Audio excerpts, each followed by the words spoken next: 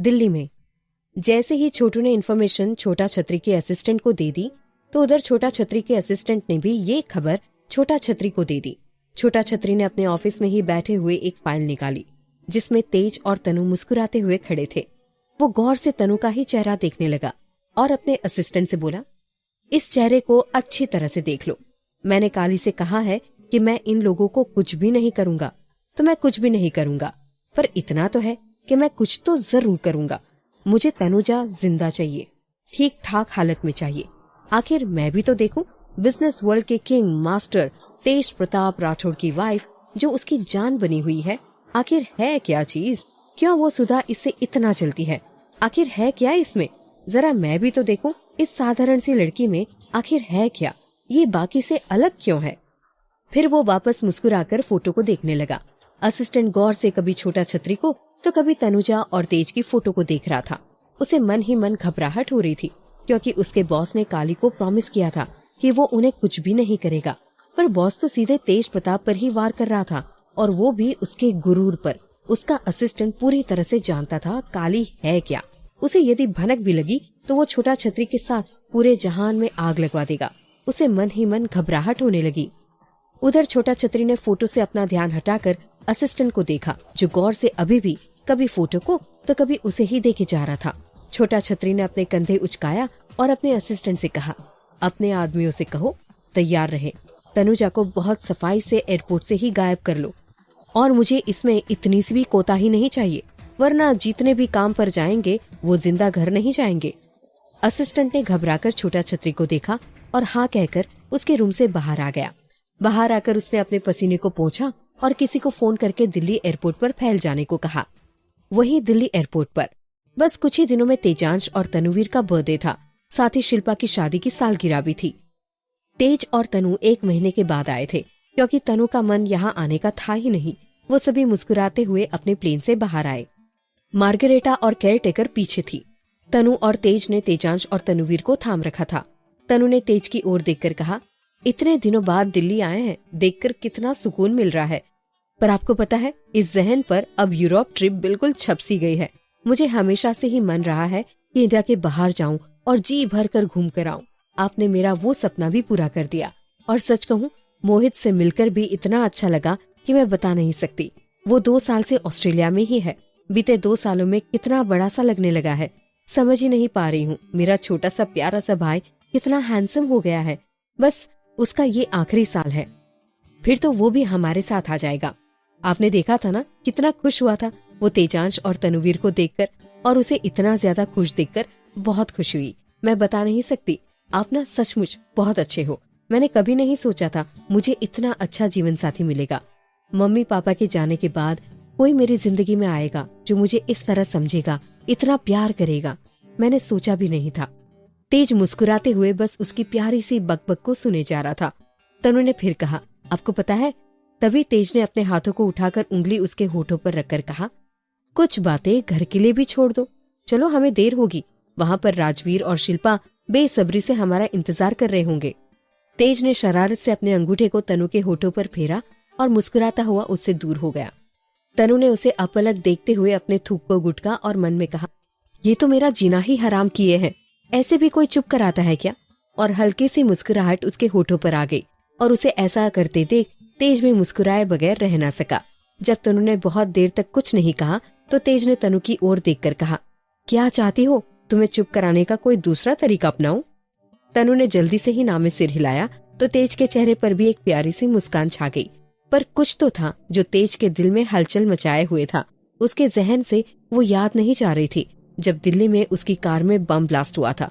एक अनजाना सा ही सही, पर डर उसके दिल में बैठा जा रहा था। उसने प्यार से तनु, तेजांश और तनुवीर की ओर देखकर कहा, तुम तीनों ही मेरी जिंदगी हो। तुम तीनों में से यदि किसी को भी कुछ हुआ तो मैं जिंदा नहीं रह पाऊंगा। तुम लोग मेरे आसपास होते हो तो ऐसा लगता है जिंदगी जी रहा हूँ। मेरे शरीर में सांसें चल रही है तो वो सिर्फ तुम लोगों के कारण। नहीं चाहता तुम्हें कुछ हो, पर वो सरफिरी सुधा पता नहीं अपने दिल में क्या ठान कर बैठी है। क्यों उसे नहीं पसंद किसी का सुकून से जिंदगी में जीना? मैं नहीं चाहता कि वो हमारी जिंदगी में फिर हलचल मचाए। तेज ने ये बात बहुत धीरे से और अपने आप से ही कही थी। जब तनु ने देखा तेज अभी भी उसे एकटक देखे जा रहा है तो उसने आसपास देखा। सब उसे घूर घूर कर ही देख रहे थे।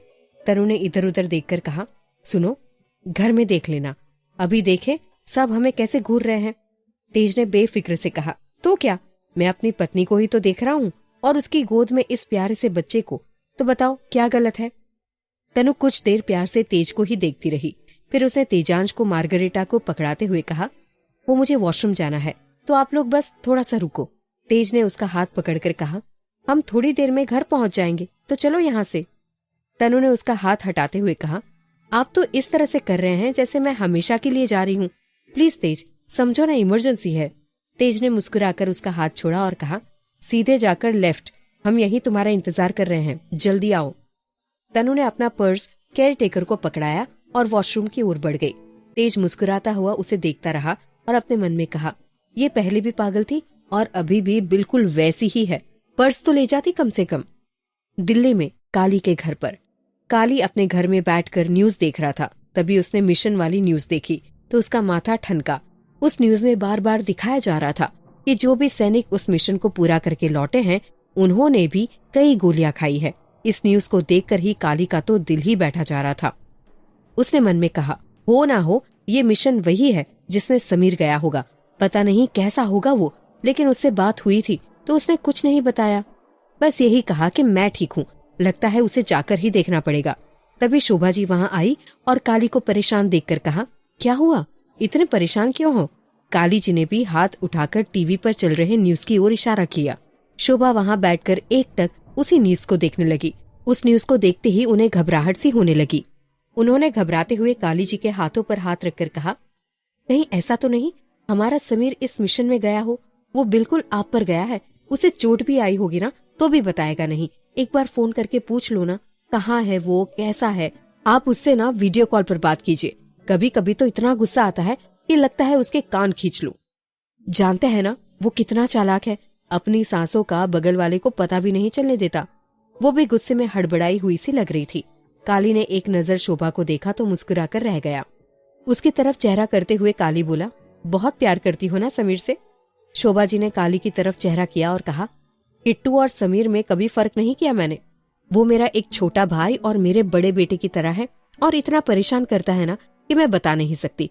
हर बार अपनी मर्जी का करता है और मेरा दिल दुखा जाता है। बिल्कुल चिंता ही नहीं है उसे हमारी। काली जी की आंखें छलछला उठी। वाकई एक बिन माँ बाप के बेटे को शोभा ने अपने बेटे छोटे भाई की तरह ही पाला था। काली जी ने आंखें झपकाकर उसे शांत होने को कहा। फिर उन्होंने समीर को फोन लगाया। समीर ने फोन उठाकर हेलो कहा।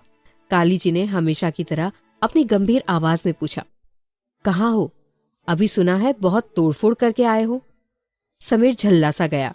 अभी अभी उसकी प्रीति से बात हुई थी और उसे काठ गोदाम निकलना था। उसने वैशाखी की सहायता से अपने पैर को आगे बढ़ाया और फोन पर बात करते हुए कहा, बिल्कुल ठीक हूँ, आप चिंता मत करो। चाहो तो वीडियो कॉल में देख लो, शरीर के सारे पुर्जे सही सलामत ही मिलेंगे आपको। काली जी उसे बेबाकी से बात करते देख संतुष्ट हो गए। उन्हें लगा शायद कुछ हुआ ही नहीं और वो बिल्कुल ठीक है। काली जी फिर बोले, वैसे अभी हो कहाँ। सबीर ने कुछ सोचते हुए कहा, दिल्ली आ रहा था, पर अभी समय को मेरी जरूरत है।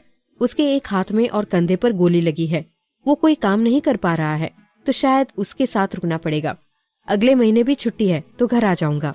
काली ने फिर पूछा, मैंने पूछा अभी तुम हो कहाँ। समीर ने गहरी सांस ली और कहा, वो विक्रम और तेज का जो आश्रम है, बस कुछ दिन समय के साथ वहीं रुकूंगा। आप तो जानते हैं समय की शादी हम दृष्टि के साथ करने का सोच रहे थे। दृष्टि के जाने के बाद उसकी सहेली पूजा, उससे मिलना चाहता हूँ। एक बार आप भी आकर उससे समझा देते तो अच्छा होता। फिर कुछ सोचकर बोला, नहीं नहीं, अगले महीने मैं खुद ही आ जाऊंगा समय को लेकर, तब आप उसे समझा देना। काली का माथा ठनक गया, पर फिर भी उसने ठीक है बोलकर फोन रख दिया। उधर शोभा जी काली जी से बोल पड़े, कुछ भी कहो मेरा दिल नहीं मानता। हो ना हो इस बार समीर को चोट आई है, पर वो बताएगा नहीं। उस समय को मनाने के बहाने से ही सही एक बार जाकर देख लीजिए क्या वो ठीक है। यदि वो ठीक है तो मेरे दिल को चैन आ जाएगा। उधर समीर ने जैसे ही फोन रखा, दिलजीत और समय जीप के पास खड़े उसे घूरते हुए दिख गए। दिलजीत ने वहीं से चिल्लाकर फिर कहा, अबे पूरी दुनिया से आज ही बात कर लेगा तू। इस तरह से तो फोन पर बातें कर रहा है जैसे कभी किसी से की भी नहीं।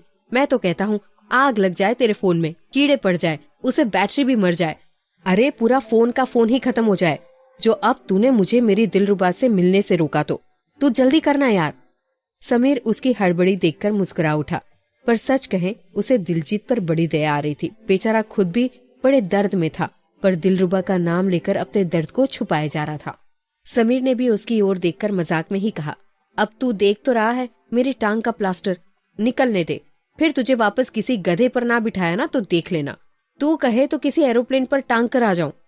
फिर समय ने दिलजीत की तकलीफ को समझते हुए कहा, जल्दी करना यार, क्यों परेशान कर रहा है, वैसे भी तूने वहां पर हम लोगों को बहुत परेशान किया है, बहुत सताया है, कम से कम रेस्ट करने के बहाने से ही सही बेचारे को घर तो पहुंचने दे।